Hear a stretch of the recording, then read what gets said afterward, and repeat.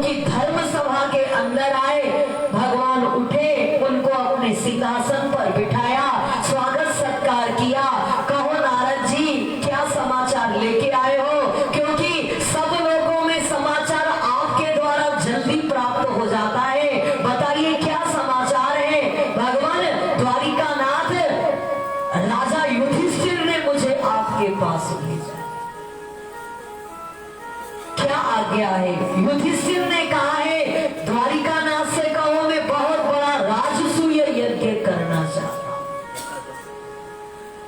और उस राजसूय यज्ञ को मैं द्वारिकानाथ की सहायता के बिना नहीं कर पाऊंगा, इसलिए उनको आप यहाँ पर आने के लिए सुंदर बोले कि वो यहाँ पर कृपा करके पधारे। और मेरे ख्याल से भगवान आपको चलना चाहिए, क्योंकि जब युधिष्ठिर राजाओं को जीतेगा तो उसके बाद ही वो राष्ट्रीय यज्ञ कर पाए। भगवान ने सबसे पूछा पहले कहां चलना चाहिए, तो यदुवंशियों ने कहा पहले जरासंध को मारना चाहिए और उन राजाओं को मुक्त करना चाहिए। भगवान को कुछ कम समझ में आई, क्योंकि भगवान का वो राजा है, सुनना तो सबका पड़ेगा। फिर उन्होंने उद्धव से पूछा, उद्धव तुम ज्ञानवान हो, बृहस्पति के शिष्य हो, तुम बताओ मुझे कहां जाना चाहिए। बड़े ही प्यार के साथ उनके सुंदर मंत्री उद्धव ने कहा द्वारिकानाथ मेरी समझ में पहले आपको राजा युधिष्ठिर के पास चलना चाहिए और इंद्रप्रस्थ पर आप चले, जो कि वर्तमान में दिल्ली, जो कि कहीं किसी समय पर वो इंद्रप्रस्थ था, और आपको वहां चलना चाहिए, क्योंकि वहां जाने से हमारा दूसरा काम भी हो जाएगा।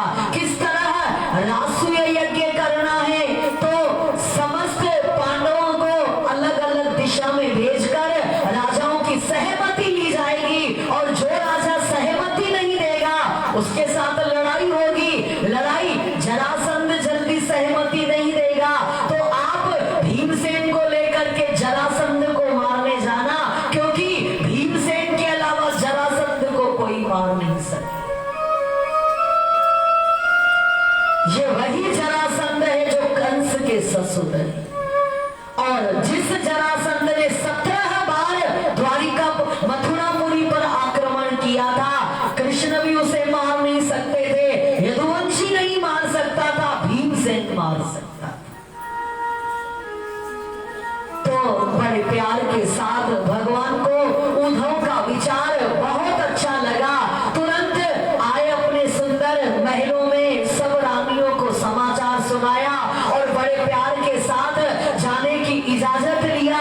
वसुदेव देवकी उग्रसेन सबसे आज्ञा लिया, और भगवान सुंदर सारथी को साथ, दारुक सारथी है उनका, रथ पर बैठकर युधिष्ठिर के पास आए। इंद्रप्रस्थ पर भगवान का सबने बड़ा स्वागत किया, बोलो द्वारिकानाथ की, और स्वागत हुआ, खूब प्यार मिला, क्योंकि पांडव भगवान कुंती उनकी बुआ लगती थी, वो उनके भांजे लगते थे, और बड़े प्यार के साथ खूब प्यार मिला। अब भगवान ने कहा क्या करना है, राष्ट्रीय यज्ञ, नकुल सहदेव और अर्जुन भीमसेन अलग अलग दिशा में भेजा गया, सब राजाओं को लेकर के आए, उनकी संपत्ति को लेके आए, धन का भंडार भर दिया गया, क्योंकि राष्ट्रीय यज्ञ में अनंत खर्च आता है, सब भंडार भर दिया गया। अब जरासंध भीमसेन को लेके, अर्जुन को लेके भगवान ब्राह्मण का वेश बना करके आए, क्योंकि परीक्षित जरासंध ब्राह्मणों की बहुत सेवा करता था। जब ब्राह्मणों का वेश बना करके आए, भिक्षाम देही आवाज लगाई, जरासंध ने देखा ब्राह्मण का ये रूप बना करके आए हैं, लेकिन इनके सुंदर चेहरे के हाव भाव, उनके हाथ पैर ये क्षत्रिय जैसे लगे, राजाओं के जैसे इनके चिन्ह लग रहे हैं, कौन हो तुम? तो भगवान ने बड़े प्यार से कहा पहले हम आपसे कुछ मांगने आए हैं, वचन दो। बोले जरूर दूंगा। कौन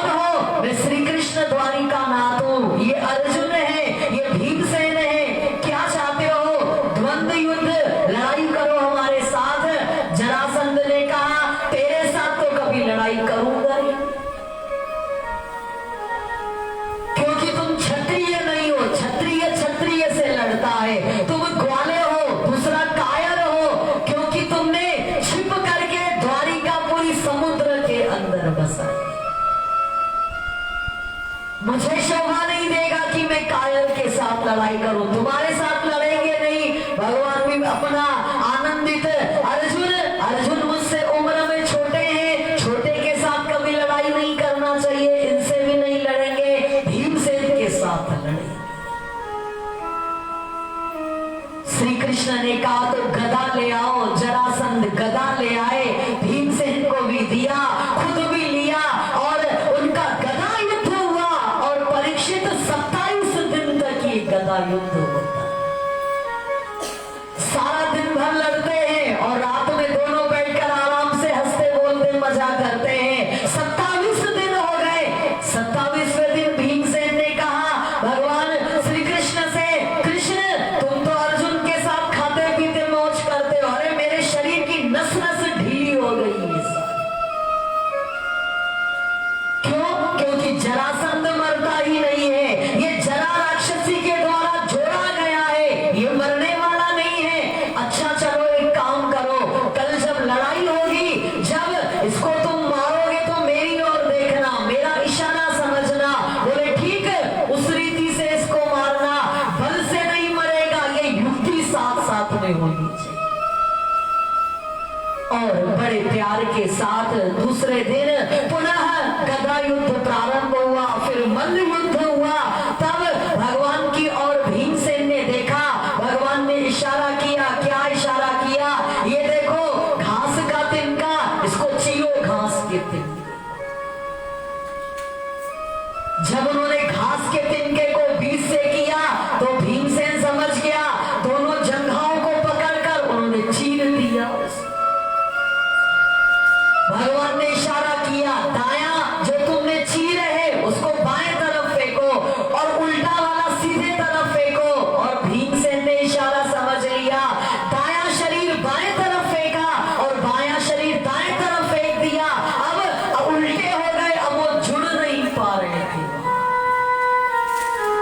और थोड़ी ही देर में जरासंध की मृत्यु हो जाती है और देवताओं ने पुष्पों की वृष्टि किया। बोले द्वारिका नाथ की, बल है भीम का और युक्ति है द्वारिका नाथ। और सुंदर जरासंध की कैद में जो राजा थे 20,800, उनको भगवान ने मुक्त किया। उनका राज्य, खजाना, माल, हाथी, घोड़ा सब ले आए और सुंदर इंद्रप्रस्थ में उन्होंने वहां पर दे दिया। और बड़े प्यार के साथ अश्वमेध यज्ञ प्रारंभ, राष्ट्रीय यज्ञ प्रारंभ होने लगा। बड़े बड़े ऋषिश्वर आए हैं, सभा खचाखच भरी हुई है। उसमें सर्वप्रथम पहले किसकी पूजा होगी ये विवाद चल पड़ा। सबने अपनी अपनी युक्ति कही, लेकिन बड़े बड़े ऋषिश्वर हैं। युधिष्ठिर ने कहा वशिष्ठ की पूजा करूंगा तो दुर्वासा नाराज होगा, दुर्वासा की पूजा करेंगे तो अंगिरा नाराज होगा, अगर अंगिरा की पूजा करेंगे तो नारद, करें तो क्या करें। सहदेव ने कहा किसकी भी पूजा मत करो, द्वारिका नाथ की प्रथम पूजा। जब कहा द्वारिका नाथ की प्रथम पूजा करो तो सब ऋषियों ने ताली बजाई, बहुत अच्छा, ये सबका अच्छा उत्तर है, द्वारिका नाथ की सब पूजा। क्यों? क्योंकि सब ऋषिश्वरों को मालूम था द्वारिका नाथ साक्षात नारायण परमात्मा है। और सुंदर सहदेव की युक्ति सबको समझ में आई, एक को नहीं समझ में आई, वो था शिशुपाल। और शुकदेव मुनि परीक्षित से कहते हैं जैसे ही उनको सुंदर राजगद्दी पर बिठाया गया, उनके चरणों को धोया गया, तिलक लगाया गया, पांडवों ने द्रौपदी सहित तिलक लगाया, पुष्पहार पहनाया, आरती किया और प्रणाम किया, चरणोदक लिया। शिशुपाल ने कहा इस पाखंडी धूर्त, इस कायर की पूजा क्यों किया है तुमने? क्या तुम आंख के अंधे हो? बड़े बड़े संत बैठे हैं, ऋषिश्वर, उनका पूजन क्यों नहीं हुआ?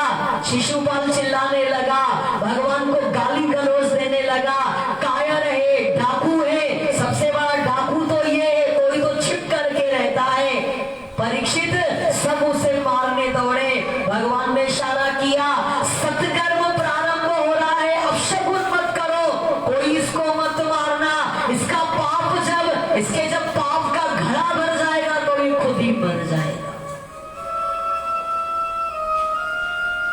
और शिशुपाल भावीवश गालियां देता ही चला जा रहा है। भगवान ने कहा शिशुपाल 100 गाली हो गई है, अब बस करो नहीं तो तुम्हारा ये चक्र गर्दन काट देगा। शिशुपाल नहीं माना, 8 गाली और सुनाई।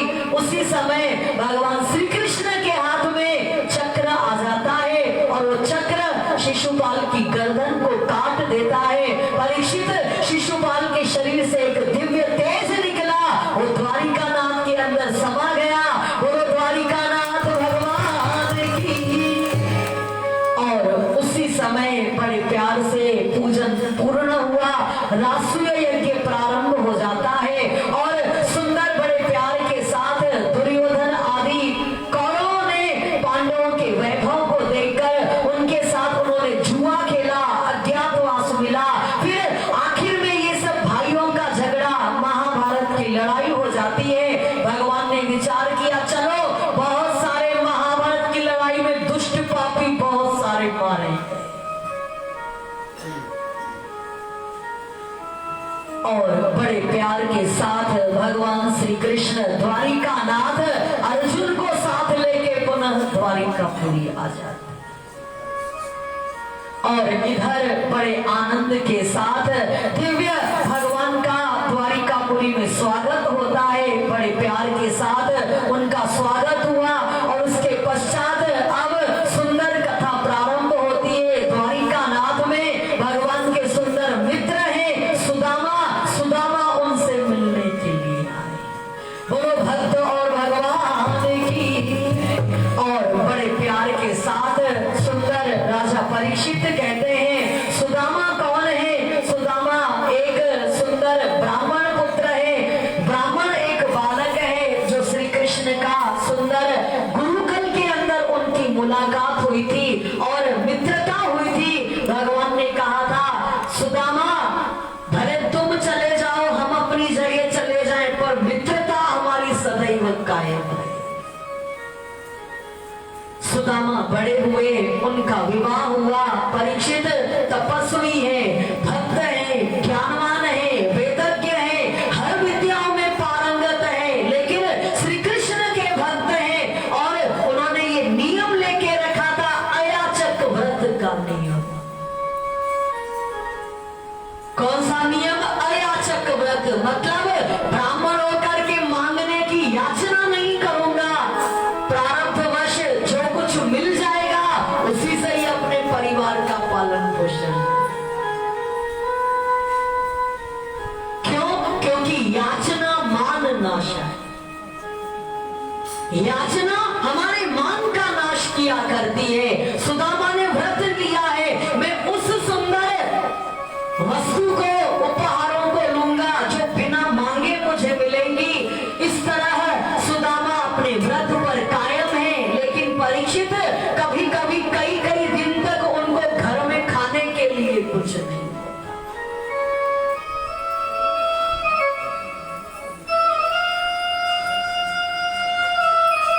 कई दिन तक उनको खाने के लिए नहीं हुआ करता है। तो सुदामा बड़े प्यार के साथ अपनी पत्नी सुशीला, सुशीला जैसा उसका नाम है वैसी ही वो शीलवान है, पति की सुंदर, हर तरह से हर उसकी इच्छा में अपने को प्रसन्न रखती है। यथा नाम तथा गुण, लक्ष्मी नाम होगा और वो कंगाल की कंगाल, गंगा नाम होगा और वो पानी के लिए तरसती होगी। भाई गंगा नाम है और खुद पानी के लिए प्यासी की प्यासी है। सुशीला जैसा उसका नाम है और अपने पति सुदामा की एक निष्ठ होके एक दिन कहा, बोले ऐसा है पति देव, बोले जी आप रोज चर्चा करते हो मेरा मित्र अब द्वारिका का राजा हो। बोले हाँ, तो मेरी इच्छा है एक बार आप द्वारिका चले जाओ और अपने मित्र से मिल। क्यों जाऊं? धन लेने के लिए जाऊं। धन लेने के लिए भले आप नहीं जाओ, लेकिन मित्र है, अच्छा लगता है, मित्र मित्र के साथ मिलता है, पुरानी यादें हुआ करती हैं, अच्छा लगता है। जाओ आप अपने मित्र से मिलने। जैसे ही कहा जाऊं तो सही तेरे कहने से, लेकिन खाली हाथ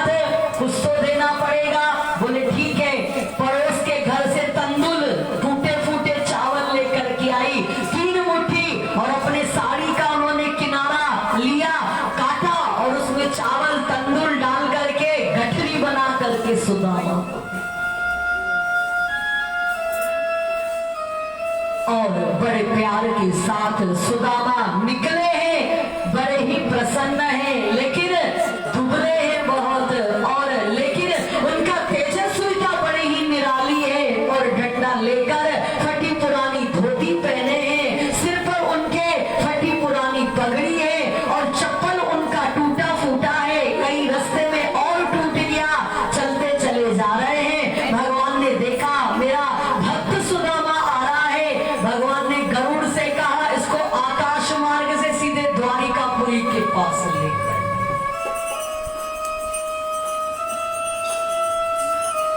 और गरुड़ जी सुदामा को लेकर आकाश मार्ग से उड़ाकर द्वारिकापुरी महल के पास उनको खड़ा। जो प्रभु के लिए 2 कदम चलेगा, भगवान उसके लिए 10 कदम आगे। तुम 2 कदम बढ़ोगे, मैं 10 कदम बढ़ूंगा। तुम 2 कदम बढ़ोगे, मैं 10 कदम बढ़ूंगा। तुम ध्यान धरो मेरा, मैं हाजिर हो जाऊंगा। ध्यान धरो मेरा, मैं हाजिर हो जाऊंगा। तुम 2 कदम बढ़ो, मैं 10 कदम बढ़ूंगा।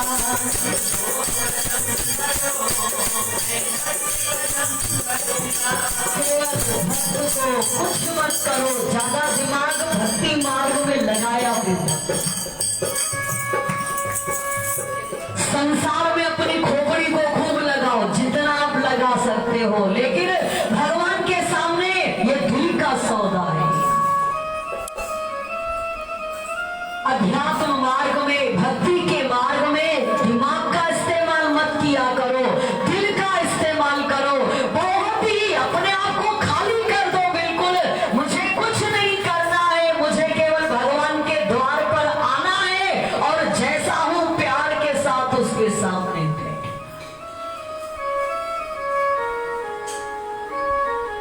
भगवान कहते हैं तू 2 कदम बढ़ तो सही, हम 10 कदम आएंगे तुझे ले।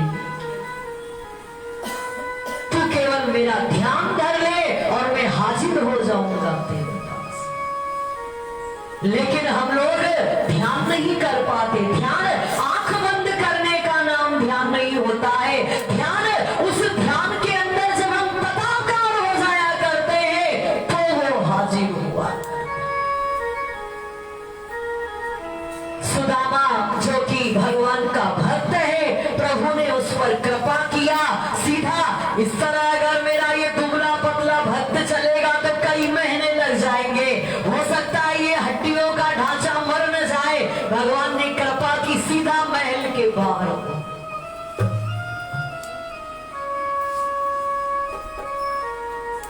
और सुदामा चलते चलते बड़ी देर भरी, बड़ी देर भरी, कब लोगे खबर मेरे नाम, कब लोगे खबर मेरे नाम।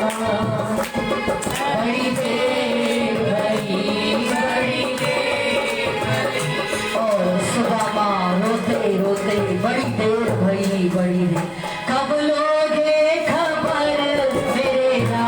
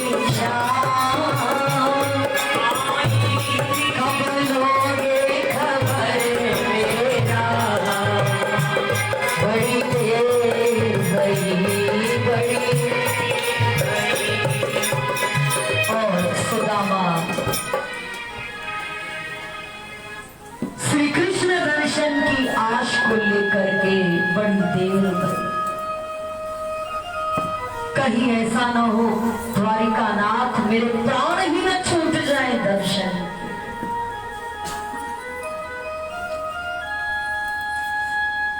सुना है तुम दया के सागर,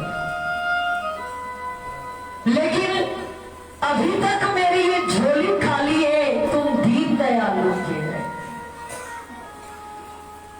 कहाँ है द्वारिका नाथ का महल, कहाँ है द्वारिका नाथ का महल। चलते चले आ रहे हैं, चलते चले आ रहे हैं और बाहर चौकीदार खड़े हैं, पहरेदार खड़े हैं।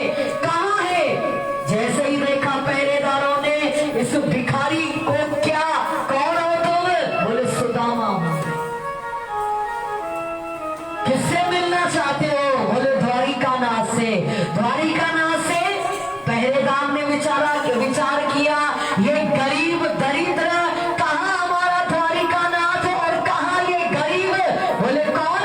बोले बस कह दो द्वारिका नाथ से उसका मित्र सुदामा बनी। अरे द्वारपालो कन्हैया से कह दो, अरे द्वारपालो कन्हैया से कह दो कि घर पे सुदामा गरीब आ गया है, घर पे सुदामा गरीब आ गया है। भटकते भटकते न जाने कहाँ से, भटकते भटकते न जाने कहाँ से हो तुम्हारे महल के गरीब आ गया है, तुम्हारे महल के गरीब आ गया है। अरे द्वारपालो कन्हैया से कह दो, अरे द्वारपालो कन्हैया से कह दो घर पे सुदामा गरीब आ गया है, घर पे सुदामा गरीब आ गया है। और द्वारपाल अंदर आता है भगवान द्वारिका नाथ के पास और कहने लगे, भगवान न तन पे है पगड़ी, न सर पे है पगड़ी, न तन पे है जामा, न सर पे है पगड़ी, न तन पे है जामा। कोई एक गरीब ब्राह्मण आया है द्वारिका नाथ, उसके न सर पे पगड़ी है न उसके तन पर कोई वस्त्र है, बस केवल ये कहता है, बता दो कन्हैया को नाम है सुदामा, बता दो कन्हैया को नाम है सुदामा। एक बार जाकर मोहन से कह दो, एक बार जाकर मोहन से कह दो।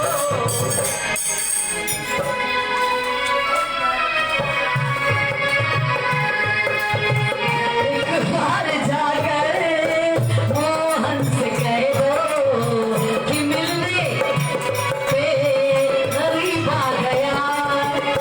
और बड़े प्यार के साथ सुंदर द्वारपाल आए और भगवान से कहा, एक गरीब कह रहा है केवल मोहन से इतना कहो तुम्हारा मित्र सुदामा है। भगवान ने कहा सुदामा, और दौड़े भगवान सुदामा सुदामा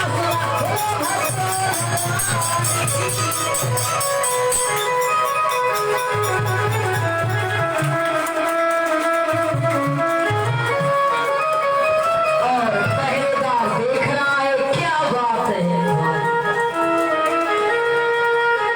द्वारिका नाथ ने अपने भगवत ऐश्वर्य का त्याग कर दिया और उससे गले बड़े प्यार के साथ, बड़े प्यार से लेकर के आते हैं और बड़े ही सुनते ही दौड़े चले आए मोहन, लगाया गले से सुदामा को हर हाथ, लगाया गले से सुदामा को, और बड़े प्यार के साथ महल में ले आते हैं और अपनी गद्दी पर उनको बिठाते हैं। हुआ रुक्मणी को बड़ा ही अचंभा, हुआ रुक्मणी को बड़ा ही अचंभा, ये मेहमान कैसा अजीब आ गया है, ये मेहमान कैसा साथ उन्होंने अपने बराबर उन्होंने बिठाया है। देवी रुक्मणी ने देखा ये कौन सा मेहमान है, और भगवान बड़े प्यार के साथ उनके सुंदर चरणों को धोते हैं। और देखा, देख सुदामा की दीन दशा, देखी सुदामा की दीन दशा, करुणा करके करुणा निधि रोए, पानी परात को हाथ छुओ नहीं, नैनन के जल सो धोए। सुदामा की दीन दशा को देखकर द्वारिकानाथ रोने लग जाए।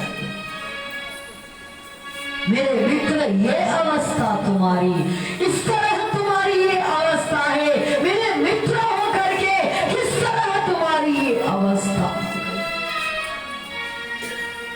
चरणों को धोया और कांटे लगे हुए हैं, उन कांटों को उन्होंने निकाला है बड़े प्यार के साथ। जीव जब जीवत्व भूल जाता है तो ईश्वर भी अपने ईश्वरत्व को भूल जाता है। और एक कांटा उनको गहरा लगा हुआ था। जब तक सुई आए, कोई नोकदार चीज आए, भगवान ने अपने दांत से ही उस कांटे को, अरे अरे द्वारिकानाथ, ये क्या कर रहे हो तुम? क्या कहेंगी तुम्हारी रानियां, क्या कहेंगी हमारे राजा की ये गति, ये क्या कर रहे हो? बोले ऐसा है, कोई कुछ नहीं कहेगा मित्र, तुम और हम बस दोनों।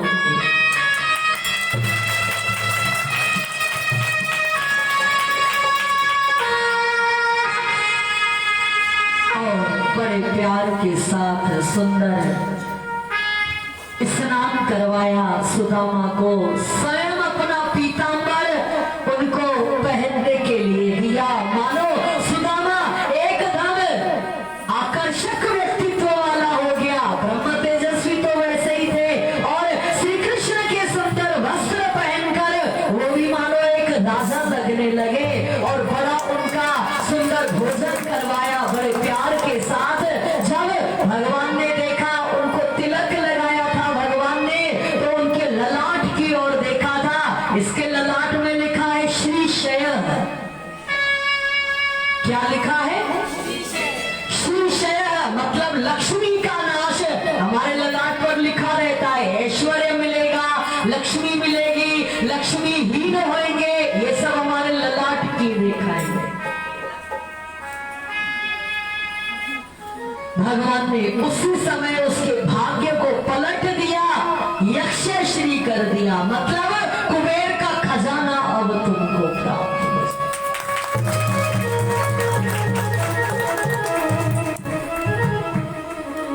सुदामा अपने आप मन ही मन, कहाँ तो द्वारिकानाथ और कहाँ उनका वो पुराना वही सुंदर मित्रता का स्वभाव। भोजन कराया, बैठे आपस में और बचपन की याद करते।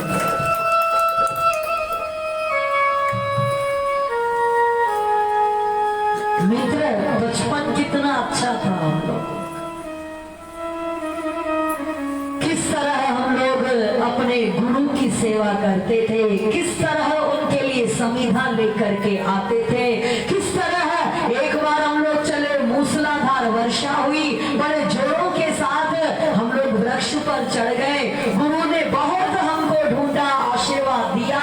उस समय सुदामा, याद है तुमको, तुम्हारे दांत कुछ खाने की आवाज आई मुझे, तो मैंने कहा सुदामा भूख लगी है, क्या खा रहे हो? बोले कुछ नहीं कृष्ण, मेरे दांत ठंड के मारे कट कट कर रहे हैं। तुमने मुझसे झूठ बोला था, जो अकेला खाता है वो अगले जन्म में दरिद्र बनता है। ये एक नियम है। जब हम एक परिवार के अंदर सब साथ रहते हैं, मिल बांट के खाओ, नहीं तो एक दूसरे से पूछ करके खाया। सुदामा ने अकेले खाया, कृष्ण का उन्होंने उपहास कर दिया, कुछ नहीं है, कुछ नहीं है, मेरे दांत ठंड के कारण बज रहे हैं। दरिद्र का दरिद्र है, ये अलग बात है। अरे नहीं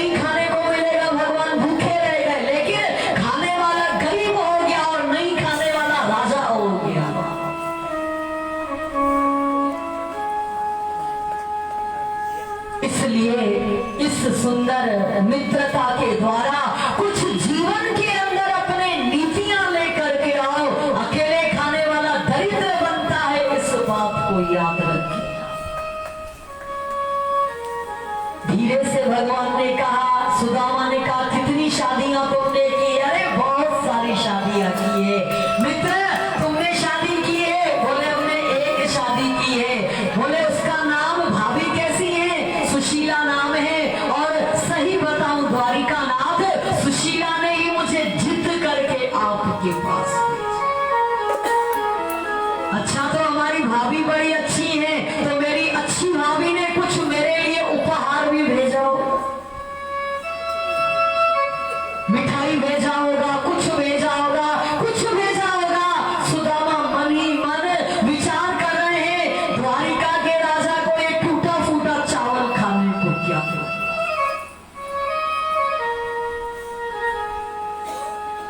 कृष्ण कुछ नहीं दिया है, कुछ तो दिया होगा, तुम छिपा रहे हो। भगवान ने कहा, अब इससे छीन करके भी खाऊंगा और इसके प्रारब्ध को बदल। कहीं कहीं संत सतगुरु भगवान हमसे जबरदस्ती लिया करते हैं। मूड मत खराब किया करो, उनको दिया करो, वो लेने से आपका भाग्य बदल जाएगा। सुदामा अपनी पोटली को छिपा रहे हैं, ये टावेल उतार दो उनकी, पोटली को छिपा रहे हैं, गठरी को वो छिपा रहे हैं। लेकिन भगवान तो भगवान ठहरे, इसकी गठरी छीन करके ही अब बेदम होगा। सुदामा उठ करके खड़े हो गए, द्वारिका नाथ जवान है, अभी खड़े हो गए सुदामा उठ करके। और पोटली भगवान ने देख लिया, ये पोटली है, और पोटली उनकी छीन करके भगवान ने एक मुट्ठी चावल ले लिया और खा लिया द्वारिका नाथ ने। बोलो द्वारिका नाथ की। और जैसे ही दूसरा खाने लगे, रानियों ने कहा, सब एक ही को दोगे तो हमको क्या दोगे, बस बहुत है आपके लिए। और सुदामा को बिठा दिया गया, भगवान भी बैठ गए। परीक्षित, जो भगवान ने एक मुट्ठी चावल खाया है, संकल्प किया, मेरे उधर में रहने वाले सब जीवों को तृप्त कर दिया।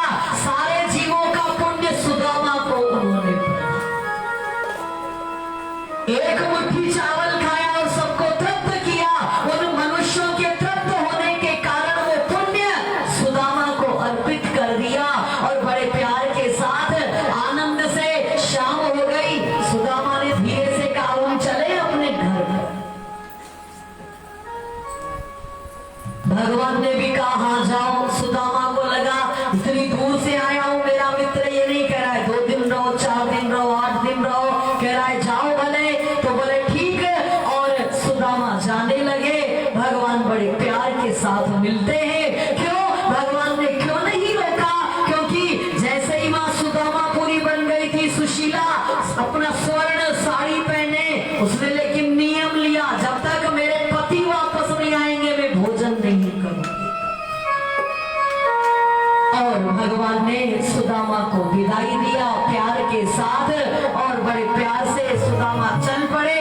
और ये श्री कृष्ण की सुंदर एक भगवता है। बराबर में अपने सुदामा बिठाए, चरण आंसुओं से शाम ने धुलाए। चरण आंसुओं से शाम ने धुलाए। न घबराओ प्यारे, जरा तुम सुदामा, न घबराओ प्यारे, जरा तुम सुदामा। खुशी का समाग गया है, अरे द्वार पालो, घर पे सुदामा, घर पे सुदामा। और बड़े ही प्यार के साथ सुंदर जब सुदामा अपने घर पर आते हैं, झोपड़ियां उड़ गई है और सुंदर सुदामापुरी महल लिखा हुआ था बाहर से, और सुशीला खड़ी है। सुदामा का धूमधाम के साथ स्वागत हुआ। बोले भक्त और भगवान की। और बड़े प्यार से देखो आपके मित्र की सुंदर ये लीला। सुदामा सब सुखों के बीच में कृष्ण के जैसे वो भी अनासक्त हैं। आज तक भी द्वारिकापुरी में आप जाएंगे जहां भगवान ने सुदामा को बिठाया था वो गद्दी बनी हुई है। और आज तक भी चावल का दान अगर हम करते हैं तो हमारे चावल के दान से अनंत हमारा भंडार प्राप्त होता है। बड़े प्यार के साथ इस तरह द्वारिकानाथ की लीलाएं। सुंदर पौंड्रक नाम का राजा जो कहने लगा मैं ही द्वारिकानाथ हूँ, वासुदेव ही मेरा पूजन करो, वो ढोंगी हर तरह से भगवान का वेश बना करके भगवान श्री कृष्ण ने काशीपुरी में जाकर काशीराज राजा का भी वध किया, पौंड्रक का भी वध किया, शाल्व का वध किया और हर तरह से बलराम जी ने द्वित वानर का वध किया और भगवान ने दंत वक्र खड़ा हो गया। ये शिशुपाल को इन्होंने मारा, भगवान ने दंत वक्र को भी समाप्त कर डाला। इस तरह परीक्षित भगवान द्वारिकापुरी में रहकर हर तरह से दुष्टों का विनाश करते चले जा रहे हैं। और बड़े प्यार के साथ सुंदर कुरुक्षेत्र में सूर्य ग्रहण लगता है। द्वापर युग का सबसे बड़ा सूर्य ग्रहण लगा और सूर्य ग्रहण में कुरुक्षेत्र में जाकर सब द्वारिकापुरी से गए भगवान कृष्ण, उनकी रानियां। इधर बड़े प्यार के साथ कुरुक्षेत्र में जब ग्रहण समाप्त हुआ सबने स्नान किया, परशुराम उन्होंने कुंड में नहाया, दान किया, जप किया, तप किया, क्योंकि ग्रहण में ये सब कार्य किए जाते हैं। और वहीं पर जब सब आए वृक्ष के नीचे भोजन कर रहे थे, क्या देखा सुंदर वृंदावन से नंद बाबा आए हैं, यशोदा आई है, सब गोपियां और गोप आए हैं। और इधर हस्तिनापुर से सब पांडव आए हैं, द्रौपदी आई है, सब बड़े प्यार के साथ मिलते हैं, बड़े आनंद के साथ गोपियों के साथ। अकेले में भगवान ने गोपियों ने उलाहना दिया, कृष्ण ने उनका आलिंगन किया। बोले गोपियों क्या करूं, मैं थोड़ा लाचार सा हो गया, अभी तक भी राक्षसों का विनाश ही करता चला,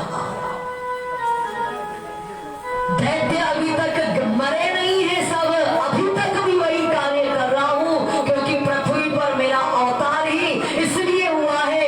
और बड़े प्यार के साथ सबने सूर्य ग्रहण में सब मिले आपस में। वसुदेव ने बहुत बड़ा यज्ञ करवाया वहां पर, क्योंकि यज्ञ से हमारे सुंदर वातावरण शुद्ध होता है, हृदय शुद्ध होता है, ब्राह्मणों को हर तरह से उनका सुंदर परिवार, उनका आशीर्वाद हमें प्राप्त होता है। वसुदेव जी ने बड़े प्यार के साथ यज्ञ करवाया और बड़े आनंद से सब द्वारिकापुरी में लौट करके आते हैं। तब राजा परीक्षित ने कहा भगवान इसके बाद भगवान का किस तरह से लीला, मेरी दादी सुभद्रा अर्जुन के साथ किस तरह किया, क्योंकि वो श्री कृष्ण की बहन है, अर्जुन के साथ विवाह। बोले ऐसा है, बलराम चाहते थे कि मेरी बहन सुभद्रा का विवाह दुर्योधन के साथ हो, कृष्ण चाहते थे सुभद्रा का विवाह मैं दुष्ट से नहीं करने दूंगा, मैं एक पुण्यात्मा से विवाह करवाऊंगा।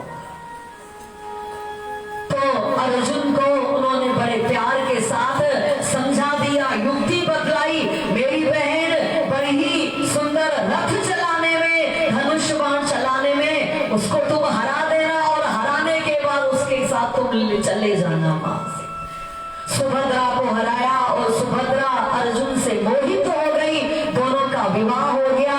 और भगवान ने बलराम के द्वारा एक ब्राह्मण की हत्या करवा दिया, उनको तीर्थ यात्रा पर भेज दिया और बड़े प्यार के साथ सुंदर आनंद से प्रभु की लीलाएं चल रही हैं। भगवान आए एक दिन अपने पिता वसुदेव के पास, पिताजी आपकी जो आज्ञा हो, आप मुझसे क्या चाहते हैं मुझे बतलाइए, क्या आपकी इच्छा है। बोले और कुछ नहीं, आपके चरणों का आश्रय लेकर आपका दर्शन प्राप्त करके मुझे पता पड़ गया आप साक्षात नारायण हैं, मैं बहुत प्रसन्न हूँ, आप आशीर्वाद करें अंत समय में भी मेरी मति गति अच्छी रहे और मेरी मृत्यु सुधर जाए। भगवान ने आशीर्वाद दिया, देवकी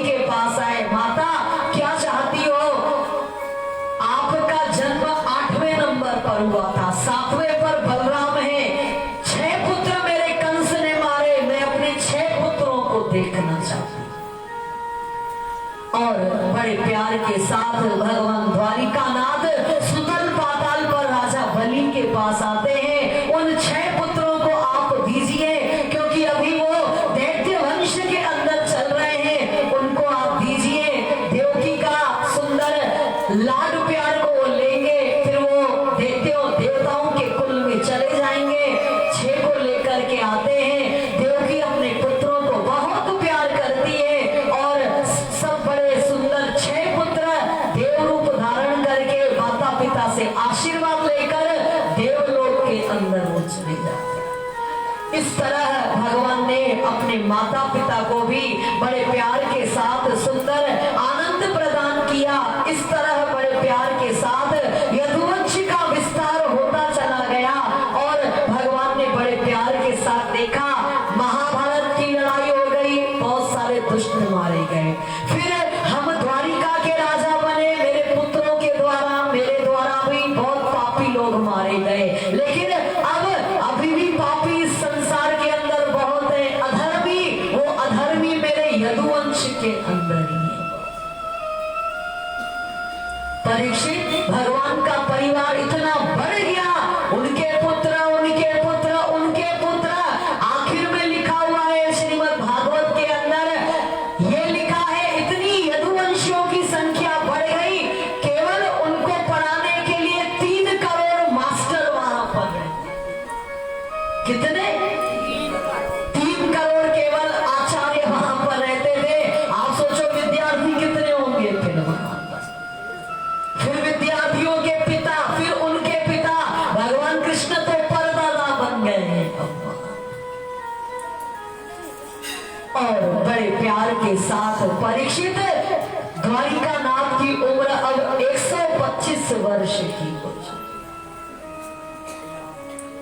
लेकिन द्वारिकानाथ निरासक्त हैं, धर्म कर्म का आचरण करने वाले हैं और समभाव रखने वाले हैं। इसलिए द्वारिकानाथ 125 वर्ष के हैं, उनका बाल सफेद नहीं हुआ था और उनका दांत नहीं गिरा था। वो वैसे के वैसे ही सुंदर थे, वैसे के वैसे ही वो एक युवा अवस्था को प्राप्त किए हुए प्रतीत हुआ करते थे। इसलिए जब उनके पुत्र खड़े होते थे, भगवान सबसे परदादा बन गए हैं, पर उनकी छटा वैसी की वैसी निराला। भगवान ने विचार किया, मेरे ही यदुवंशी इतने अब ये अधर्मी है, सुरापान करते हैं, भाई भाई कलह करते हैं, मेरे रहते इनको मार तो कोई सकेगा नहीं, क्योंकि यदुवंशी है हम, हमें और कोई नहीं मार सकेगा। एक काम करें, संतों और ब्राह्मणों के श्राप के द्वारा ही इनको मरवाया। परीक्षित, भगवान की लीला है, उन्होंने अपनी लीला से ही द्वारिका बसाई। लीला के द्वारा ही उन्होंने सुख साधन अपने पुत्रों को दिए, लीला के द्वारा ही उन्होंने सबका विवाह करवाया। अब अपनी ही स्व इच्छा से वो उनके अंदर कलह करा के उनको श्रापित करवा दिया। और बड़े प्यार के साथ भगवान बड़े आनंद के साथ सुंदर इस लीला का रचन करते हैं। सबसे पहले रचना किस तरह किया?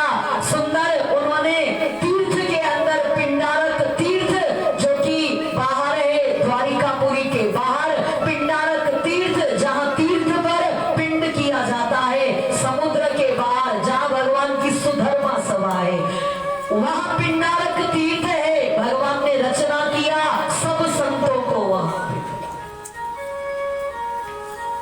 देवर्षि नारद से कहा, आप तो यहीं पर ही निवास करें। विश्वामित्र, अंगिरा और दुर्वासा, भृगु ऋषि, बड़े बड़े ऋषिश्वर, कश्यप ऋषि, कर्दम ऋषि, सब वहां पर आ जाते। असिल ऋषि, सबको वहां पर भगवान ने अपना आनंद से कहा, हम आपकी सेवा करेंगे, आप यहीं पर ही निवास। क्यों? क्योंकि परीक्षित, भगवान को पता था मेरे द्वारा तो ये संत अच्छी तरह सेवित होंगे, लेकिन मेरे जो पौत्र हैं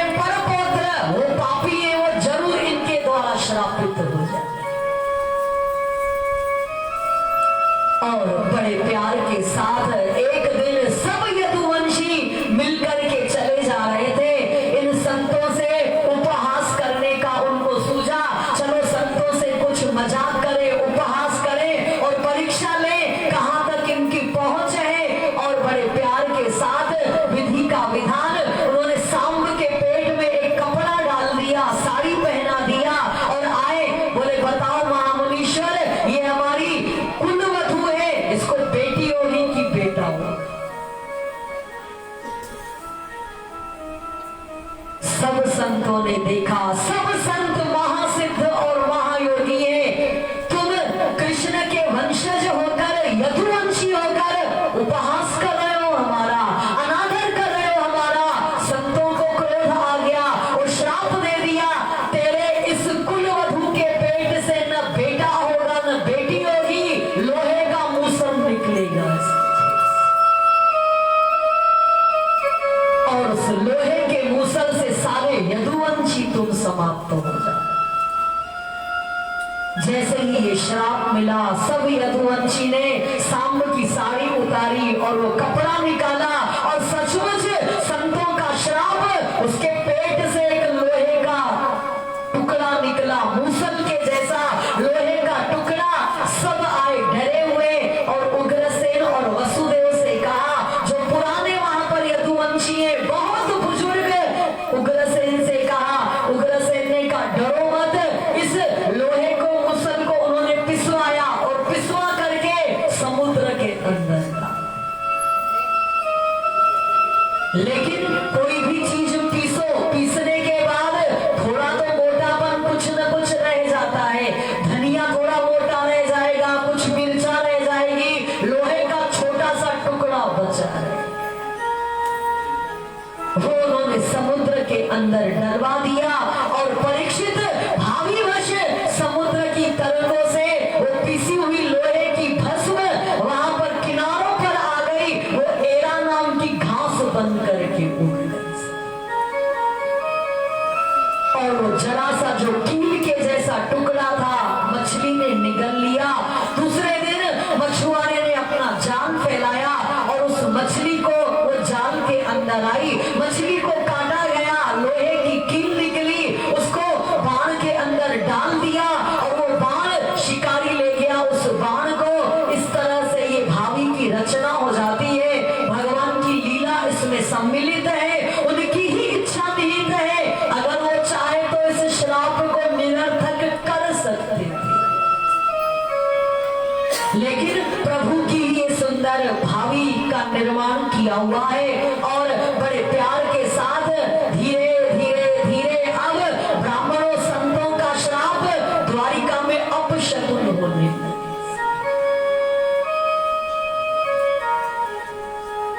उत्पात होने लगे, उल्कापात होते हैं, कभी आग लग जाती है, कभी भूकंप आता है, कभी तारे गिरने लग जाते हैं, कभी अत्यधिक जल राशि बहुत बढ़ जाती है, उल्कामुख हर तरह से उल्कापात और अपशकुन होने लगे। तब भगवान ने सब यदुवंशी बुजुर्गों से कहा, अब आप बताओ हमें क्या करना।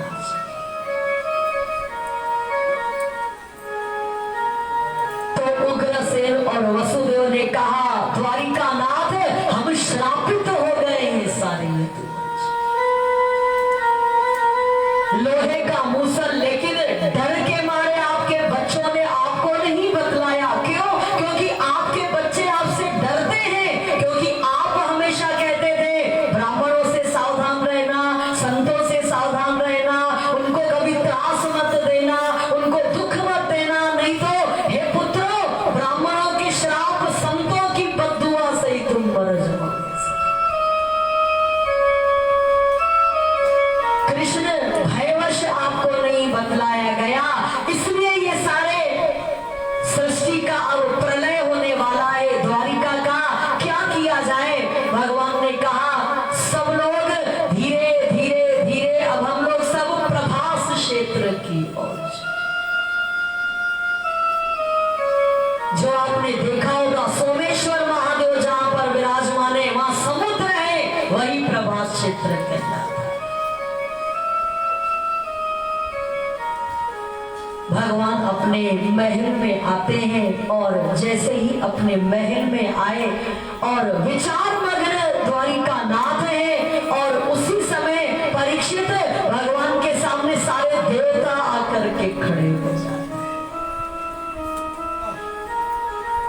अधिपतियों सहित ब्रह्मा जी और सुंदर भगवान शंकर और सनकादिक मुनीश्वर इंद्र वरुण अग्नि कुबेर सब आकर के खड़े हो जाते हैं, भगवान को प्रणाम करते हैं और बड़े प्यार से कहा, देवताओं ने द्वारिका नाथ धरती का भार उतारने के लिए हमने आपसे प्रार्थना किया था, अब धरती का भार उतर चुका है, अब आप 125 वर्ष के हो गए हैं, अपने लोक को आप चले, हम लेने के लिए आए।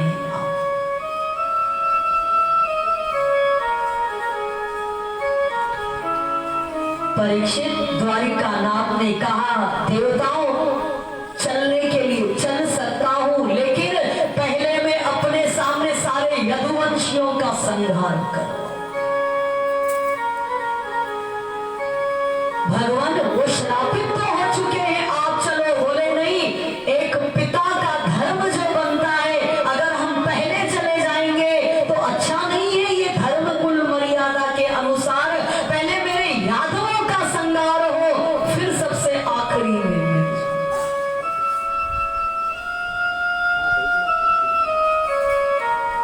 सारे ही देवता चले जाते हैं और इधर सब यदुवंशी नावों पर बैठ करके अपना प्रभास क्षेत्र में आने लग जाते हैं। भक्त उद्धव को मालूम चला, उद्धव आए हैं और कृष्ण का उन्होंने दर्शन किया, समझ गए ये अपनी माया अब समेट रहे हैं, तब बड़े प्यार के साथ कृष्ण चरणों में उन्होंने पकड़ लिया, भगवान आप चले जाओगे तो हम कैसे रहेंगे।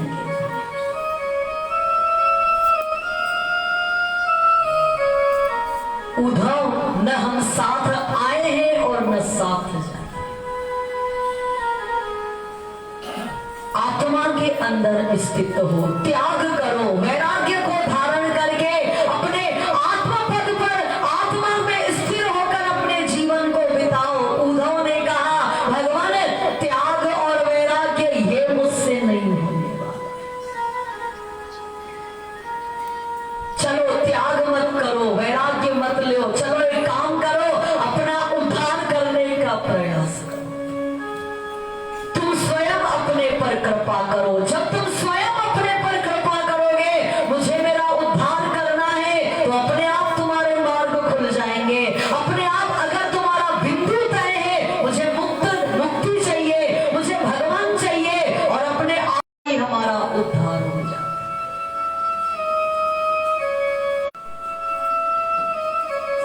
अनुसुईया को उन बच्चों से प्यार हो गया था, क्योंकि वो सामान्य बच्चे नहीं थे, ब्रह्मा विष्णु महेश थे, तो उन्होंने बड़े प्यार के साथ कहा, आप अंश रूप में मेरे यहाँ निवास। और त्रिदेव मिलकर के दत्तात्रेय, आज भी आप देखेंगे दत्तात्रेय, उनके 3 मुख है, ब्रह्मा विष्णु और ये वही दत्तात्रेय है जो बड़े होकर के सुंदर 24 अवतारों में उनका भी एक सुंदर स्थान है। आज भी दत्तात्रेय भगवान शंकर के जैसे सुंदर और भगवान विष्णु के जैसे पालन करने वाले, ब्रह्मा के जैसे 3 उनके मुख हैं और बड़े प्यार के साथ वही दत्तात्रेय। तब भगवान ने कहा, उद्धव, दत्तात्रेय ने 24 गुरु बनाए, क्योंकि जब हम अपनी आत्मा में स्थिर हो जाते हैं तो प्रकृति हमें कुछ न कुछ देती ही रहती है। क्या देती है? दत्तात्रेय ने कहा बड़े प्यार के साथ, प्रहलाद जब उनके पास आए शिक्षा लेने, पहली मेरी गुरु आत्मा है, जब मैं आत्मा के अंदर स्थिर हो गया, सबसे मैंने विद्या प्राप्त किया।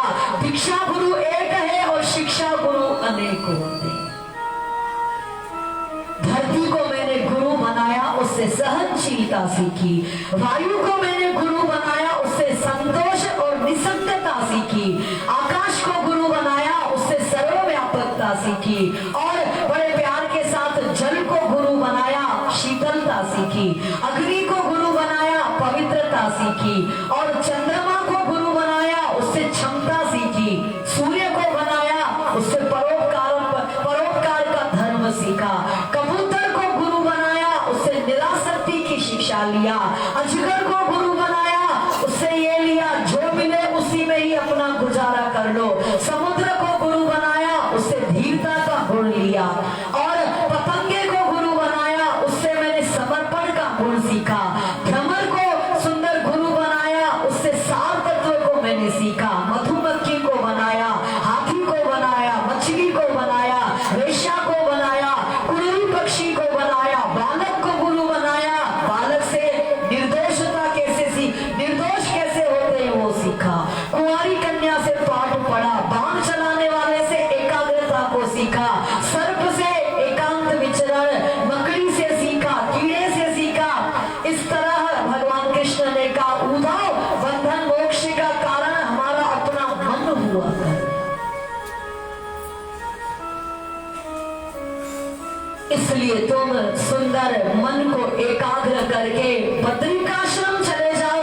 वहां तुम उस तपस्थली पर तुम आनंद के साथ रह लोगे। ऐसे नहीं जा सकता हूं, कुछ आधार उन्होंने चरण पादुका दिया। भगवान द्वारिकानाथ ने, उद्धव ने उस चरण पादुका को लिया और बड़े प्यार के साथ। लेकिन द्वारिकानाथ आप चले जाओगे तो कलयुग आ जाएगा। कलयुगी जीवों का उद्धार किस तरह से होगा? क्योंकि कलयुग के लोग पापात्मा होंगे, किस तरह उनका उद्धार होगा ये आप बतलाइए। तो भगवान ने कहा बड़े प्यार के साथ, उद्धव परोपकार की दृष्टि से किया हुआ ये सवाल अब बताता हूं। कलयुग के लोगों का उद्धार श्रीमद् भागवत कथा को सुनने मात्र से। और श्रीमद् भागवत महापुराण के अंदर उद्धव के देखते देखते देखते भगवान सशरीर उसके अंदर समा जाते। इसलिए श्रीमद् भागवत कथा मुक्ति देने वाली है, क्योंकि साक्षात श्री कृष्ण का शरीर है।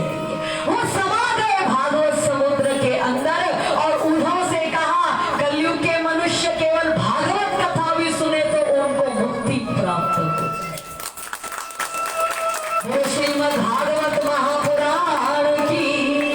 और उद्धव बद्रिकाश्रम चले आते हैं और तपस्या प्रारंभ करते हैं और भगवान का सानिध्य उनको प्राप्त हुआ।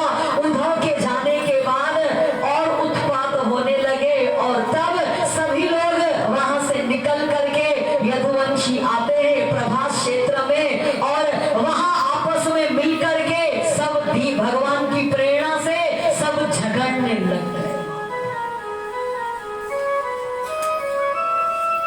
अस्त्र शस्त्रों से झगड़ा किया, फिर धनुष बाणों से झगड़ा किया, फिर तलवारों से झगड़ा किया।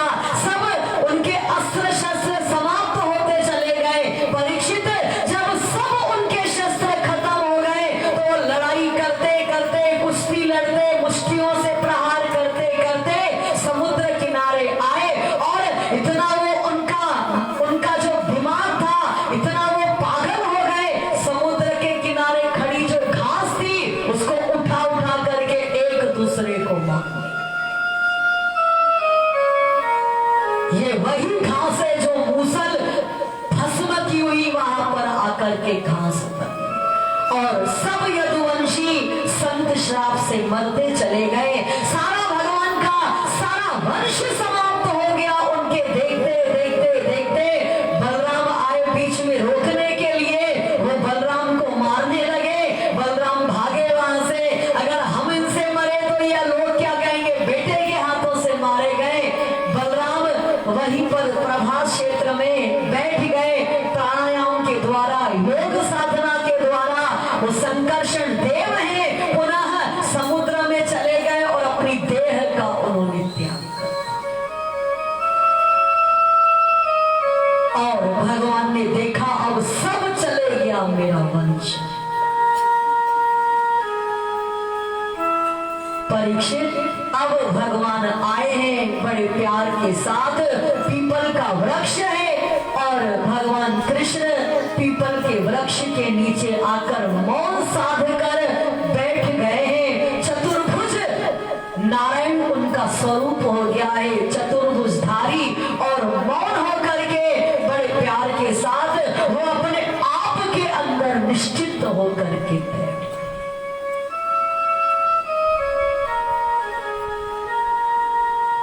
और उसी समय जरा नाम का शिकारी है, दूर से उसने देखा मानो भगवान के चरणों का जो सुंदर अंगूठा है वो मानो हिरण की आंख है, लाल लाल हिरण की आंख।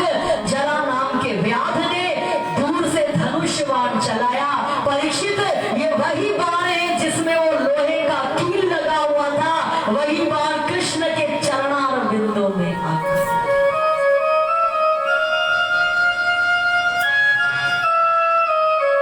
शिकारी दौड़ करके आया। हिरण, देखो हिरण मरा कि नहीं, जब आया निकट श्री कृष्ण के चरणों में वो लगा,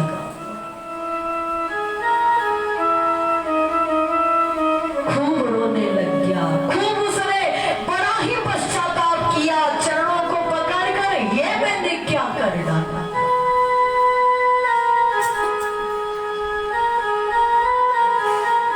परीक्षित, प्रभु ने कहा व्याध तू दोषी अपने को मत मान, ये मेरी ही प्रेरणा से,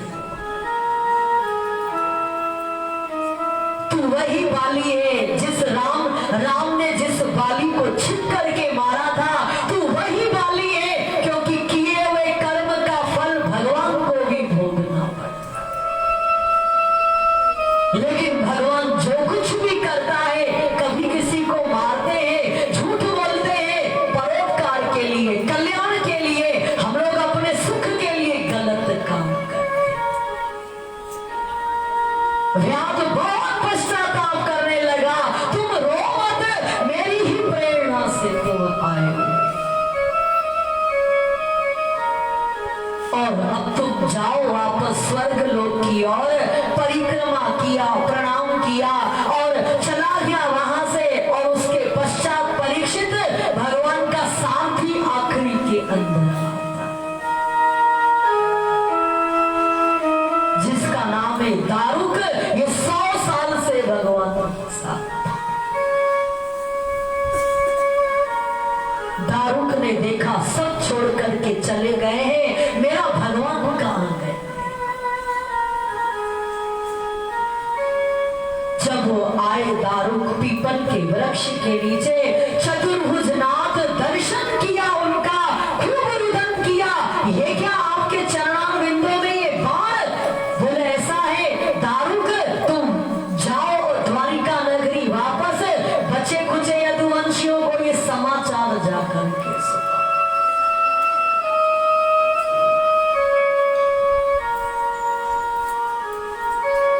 दारुक विलाप करने लगा, आप चले जाएंगे तो हम कहां। श्री कृष्ण उसको आश्वासन, तुम इसी तरह से अपने जीवन में मेरी याद करते रहना दारुक, भव से पार हो जाएगा। और कृष्ण दारुक के वार्तालाप के समय ही देखा उन्होंने, दारुक जिस रथ पर बैठ के आया था वो श्री कृष्ण का रथ था। घोड़े भी अपने आप आकाश में चले गए, रथ भी चला गया, और थोड़ी देर के बाद कृष्ण के सारे आयुध भी आकाश मंडल में।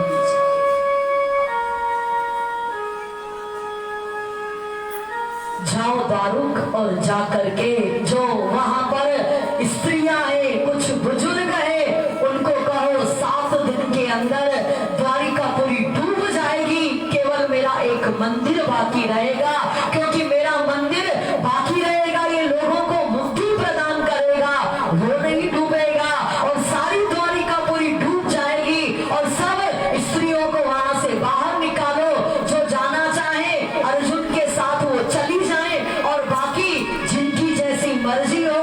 दारुक जाते हैं और वसुदेव उग्रसेन जो पुराने यदुवंशी हैं, सारा समाचार सुनाते हैं, सारा यदुवंश समाप्त हो गया। और वसुदेव बलराम भी चले गए, श्री कृष्ण भी जाने की तैयारी कर चुके हैं, मुझे यहाँ भेजा है, आप सब निकलो यहाँ से। और बड़े प्यार के साथ सब वहां से निकले हैं, अर्जुन के साथ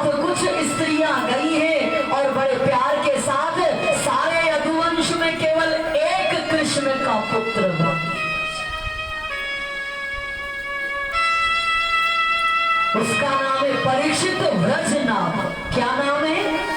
व्रजनाभ। करोड़ों के उनके संतान पर एक बाकी बचा है, व्रजनाभ।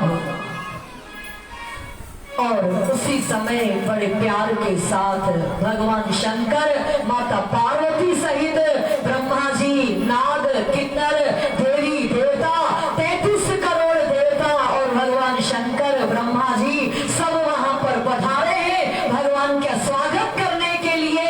देखने आए हैं भगवान किस तरह से अपने साकेत धाम की ओर जा रहे हैं।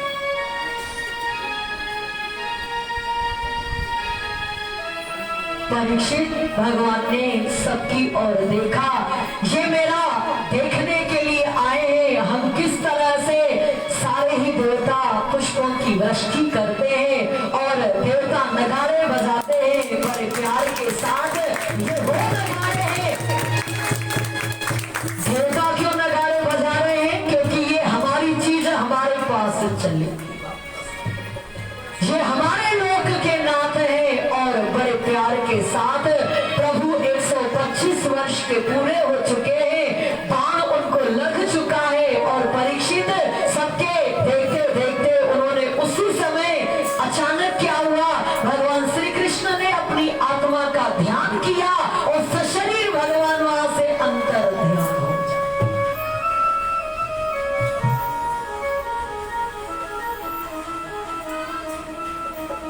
सभी देवी देवताओं ने उनके प्रत्यक्ष इस सुंदर सशरीर को, उन्होंने मुक्ति को देखा है बड़े प्यार के साथ।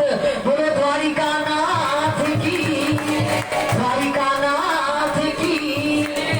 इस तरह भगवान ने अपनी लीला का सुंदर विस्तार भी वही करते हैं और लीला की समाप्ति भी भगवान श्याम सुंदर ही करते हैं। और बड़े प्यार के साथ अर्जुन जैसे ही आते हैं युधिष्ठिर को बतलाते हैं, उग्रसेन, वसुदेव, रोहिणी, देवकी सब वहां पर आई हैं।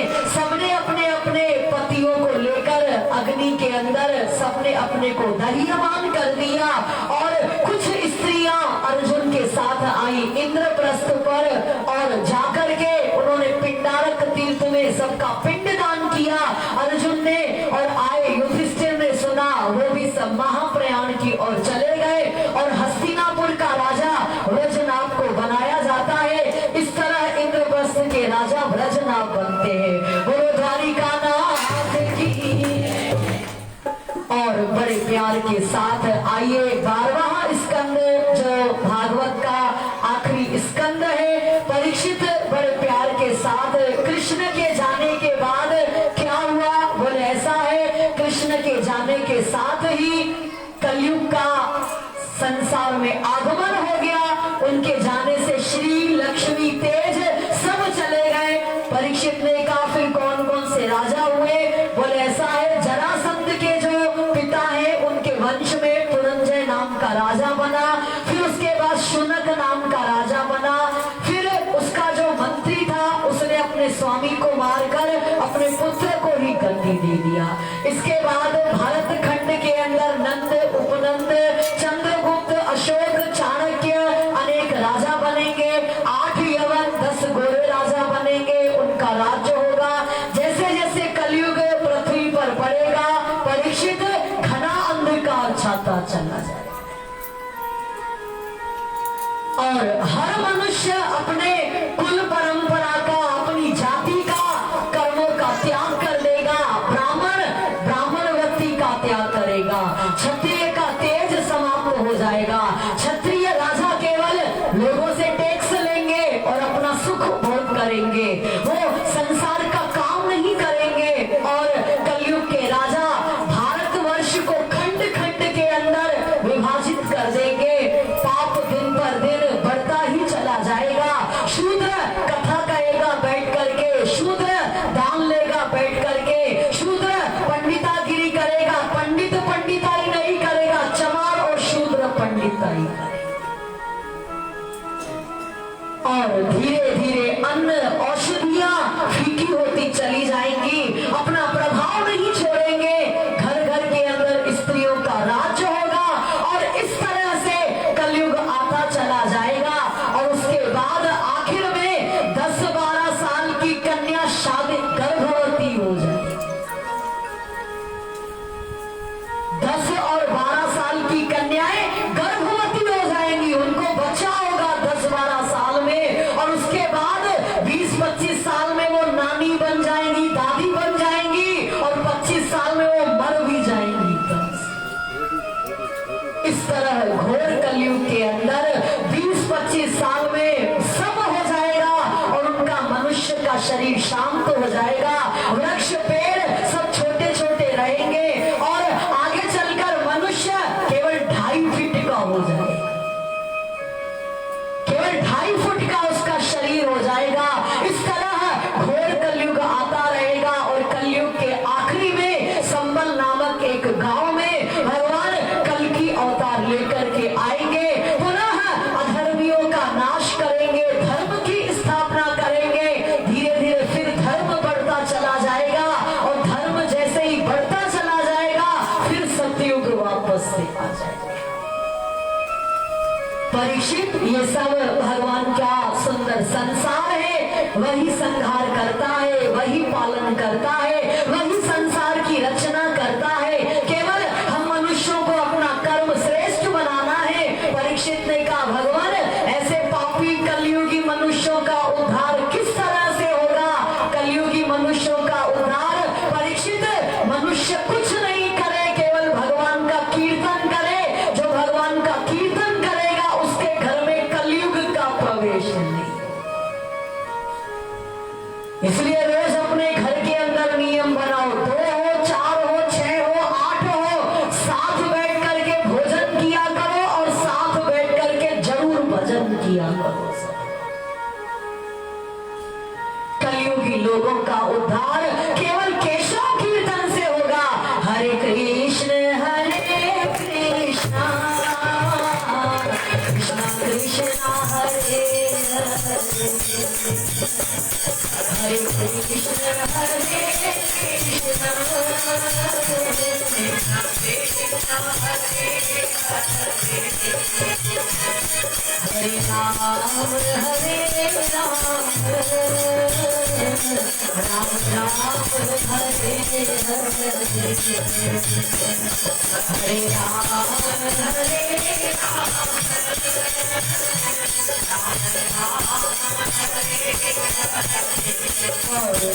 कलयुग के लोगों का उद्धार उस घर के अंदर कलयुग नहीं जाएगा जहां भगवान का कीर्तन होगा। इस तरह से बड़े प्यार के साथ शुकदेव मुनि ने 12 स्कंद, अब आखिरी पेज बाकी है।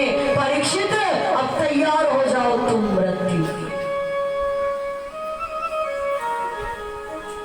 कथा की समाप्ति है और 7वां दिन है। शुकदेव मुनि बड़े प्यार के साथ, परीक्षित, जब तक हम यहाँ बैठे रहेंगे तब तक तेरी मृत्यु कभी हो ही नहीं सकती। तक्षक नाग आने का तो प्रश्न ही नहीं उठेगा। लेकिन पुत्र, ये संसार का नियम है, जिसका जन्म होता है उसकी अवश्य मृत्यु, और मृत्यु के कई कारण हुआ करते हैं।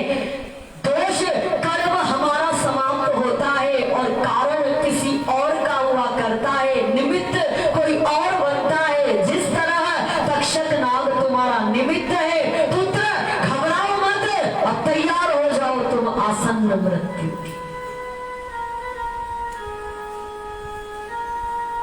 तुम देह नहीं हो, तुम मन नहीं हो, तुम इंद्रिय नहीं हो, तुम जन्म जरा मृत्यु से परे हो।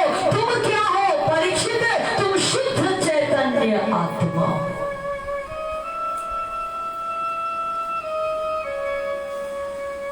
और तुम अपने आत्म तत्व में स्थिर होकर भगवान का दर्शन प्राप्त है।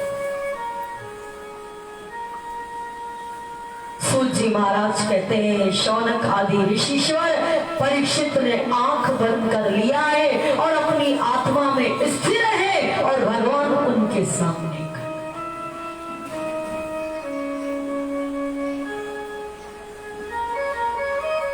परीक्षित, और कुछ पूछना है तो पूछ सकते।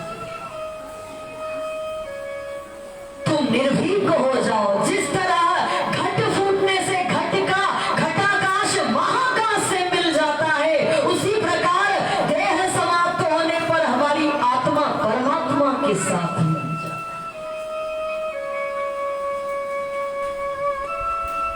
परीक्षित ने हाथ जोड़े और बड़े प्यार के साथ आंख में आंसू भर करके मुनीश्वर गदगद हो गया आपकी कथा से।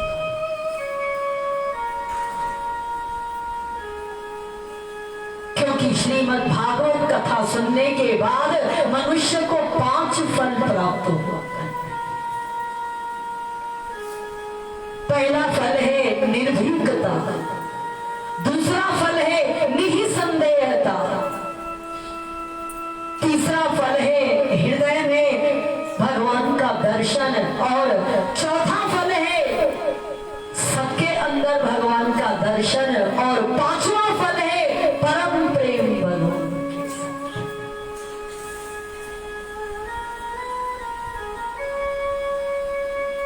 मुनीश्वर आपके आशीर्वाद से जो आपने मुझे ये भागवत कथा सुनाई है, मुझे अब काल से कोई डर नहीं है, कोई सवाल नहीं है, कोई डर नहीं है। मेरे हृदय में कृष्ण का निवास हो चुका है और अब तक्षक नाग में भी मुझे भगवान श्री कृष्ण ही दिखाई पड़ रहा है।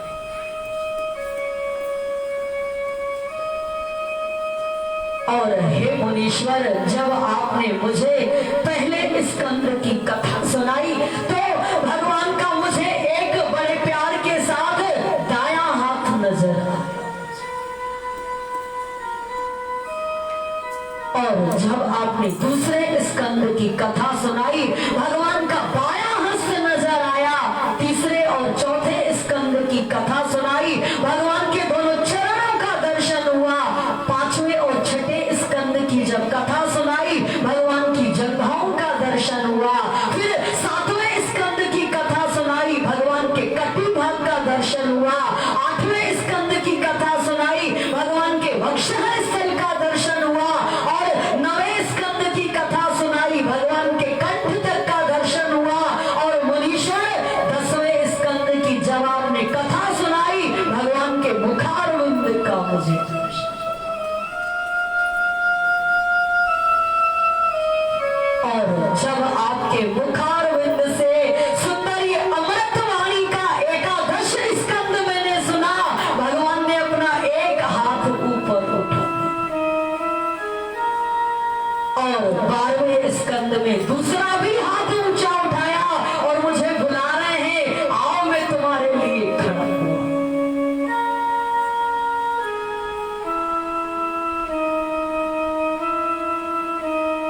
धन्य है आपने मुझे कथा तो सुनाई लेकिन साथ साथ कृष्ण दर्शन भी आपने मुझे करा।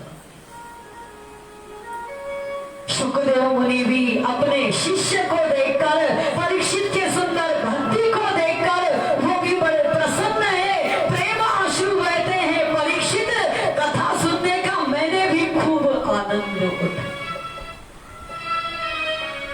तुमने सुनने का उठाया और मैंने कहने से उठा लिया, मुझे भी बहुत आनंद प्राप्त हुआ। अच्छा मुनीश्वर, एक और इच्छा है, क्या है? मैं आपका पूजन करना चाहता हूं।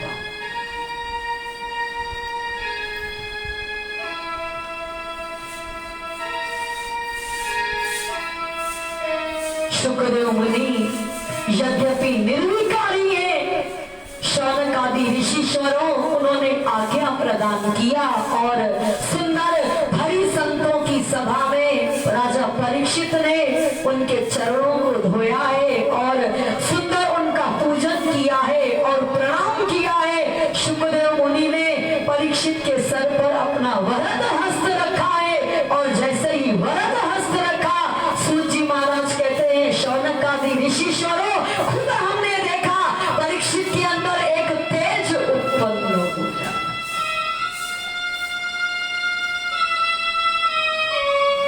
और परीक्षित अपने ध्यान अवस्था के अंदर, सुखदेव मुनि अंतर ध्यान हो गए और उसी समय तक्षक नाग आता है, लेकिन तक्षक नाग के डसने से पहले ही परीक्षित के अंदर से एक दिव्य तेज निकला, वो तेज द्वारिका नाथ के अंदर समा।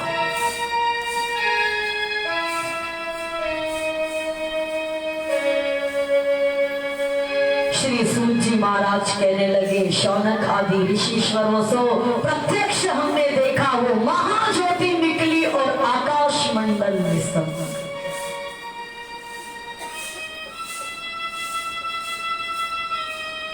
शौनक आदि ऋषिश्वर बड़े प्यार के साथ सुंदर प्रणाम करते हैं और प्रणाम करके बड़े प्यार के साथ आखिरी में श्रीमद् भागवत कथा जो हम लोगों ने सुनी है उसकी अनुक्रमणिका सुनने का एक सुंदर सुना जाता है। ये सुनने से संपूर्ण भागवत सुनने का फल प्राप्त होता है। इसके पश्चात सूत जी ने सर्प यज्ञ, मार्कंडेय, अन्य कथाएं सुनाई। आखिरी में अनुक्रमणिका सुनने से संपूर्ण भागवत का फल प्राप्त होगा। इस भागवत कथा के अंदर 12 स्कंद हैं और सुंदर 18,000 श्लोक हैं, 335 इसमें अध्याय है।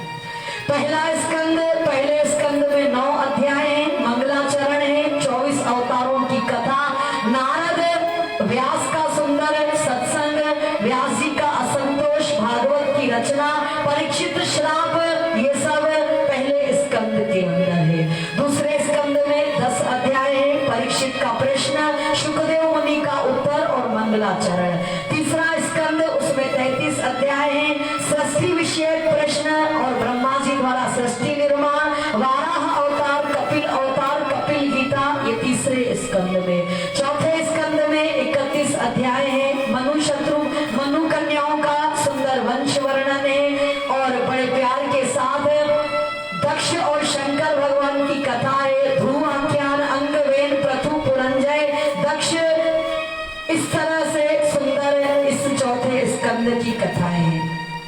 पांचवें स्कंद में 26 अध्याय हैं, स्वयंभू मनु के पुत्र प्रियव्रत की वंशावली, सप्तद्वीप, सप्त समुद्र, आग्निक राजा, नाभिक राजा, ऋषभ, जड़ भरत, रहुगण ज्ञान, भूगोल खगोल वर्णन, 28 प्रकार के नरक, ये 5वें स्कंद में है। छठे स्कंद में 19 अध्याय है, अजामिल का उपाख्यान है, दक्ष की 60 कन्याओं की वंशावली और विश्वरूप वृत्तासुर उत्पत्ति, इंद्र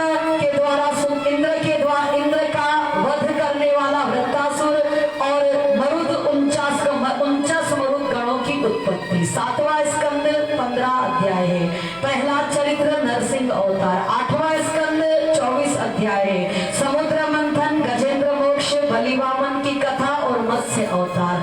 9वां स्कंद 24 अध्याय, सूर्यवंशी राजा और चंद्रवंशीय राजा, गंगा अवतरण, रामचरित्र, ययाति रंती देव चरित्र। 10वां स्कंद, इसके 2 भाग हैं, पूर्वार्ध उत्तरार्ध, 90 अध्याय है, सबसे बड़ा 10वां स्कंद है, 90 अध्याय है और 90 अध्याय में श्री कृष्ण की लीलाएं है। बोलो श्री कृष्ण चंद्र महाराज की। 11वां स्कंद 31 अध्याय, यदुवंश को श्राप, नवयोगेश्वर संवाद, दत्तात्रेय के 24 गुरु, उद्धव को ज्ञान और यदुवंश नष्ट, भगवान का भागवत में समा जाना, ये 11वें स्कंद में। 12वां स्कंद में 13 अध्याय, राजाओं, कलयुगी राजाओं के नाम, कलयुग के लक्षण, शुकदेव का प्रस्थान और परीक्षित को मोक्ष, मार्कंडेय का सुंदर आख्यान और भगवान की स्तुति। अब सूत जी महाराज अंतिम श्लोक में कहते हैं, श्रीमद् भागवत को भगवत स्वरूप मानना चाहिए और उनको हृदय में बिठाकर बारंबार श्रवण करने की इच्छा करनी चाहिए। आखिर में भगवान को बड़े प्यार के साथ सुंदर प्रणाम करें, बड़े प्यार से कहें, नाम संकीर्तनम यस्य सर्व पापै प्रणाशने, जिसका नाम स्मरण करने से हमारे सारे पाप नष्ट हो जाते हैं। प्रणामो दुख नमस्तस्ते, प्रणामो दुख शमनस्तम, नमामि हरि चरणम। जिस प्रभु का नाम कीर्तन करने से, प्रणाम करने से हमारे जीवन के दुख मिट जाते हैं, पाप मिट जाते हैं, ऐसे प्रभु के चरणों में हम बारंबार प्रणाम करते हैं। ये आखिरी श्लोक है श्रीमद् भगवत गीता, श्रीमद् भागवत महापुराणों का। शौनक आदि ऋषिश्वर 7 दिन की कथा सुनने कहने में कई दोष होते हैं, कई गलतियां होती है, उन गलतियों की क्षमा 3 बार कहने से सब हाथ ऊंचा उठा के कहो, हरे नमः, हरे नमः,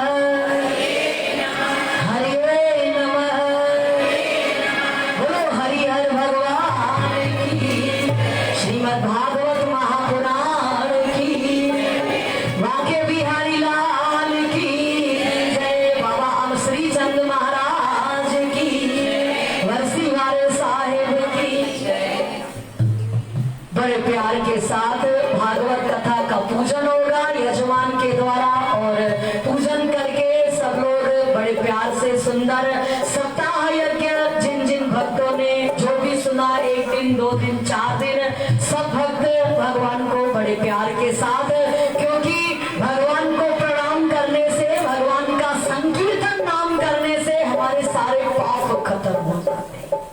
तो प्यार के साथ सब लोग भागवत कथा को सुंदर प्रणाम करेंगे। साक्षात ये तिलक लगाए। हाँ, आप चढ़ो।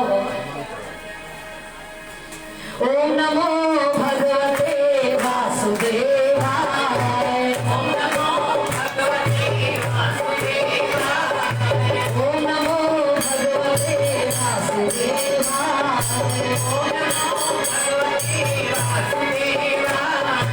ओम नमो भगवते वासुदेवाय,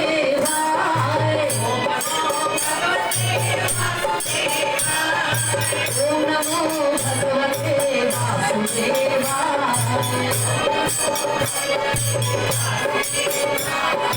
ओम नमो भगवते वासुदेवाय, ओम नमो भगवते वासुदेवाय,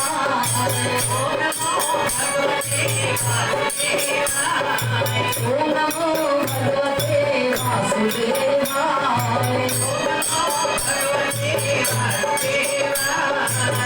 बोलो भाग्य बिहारी लाल की।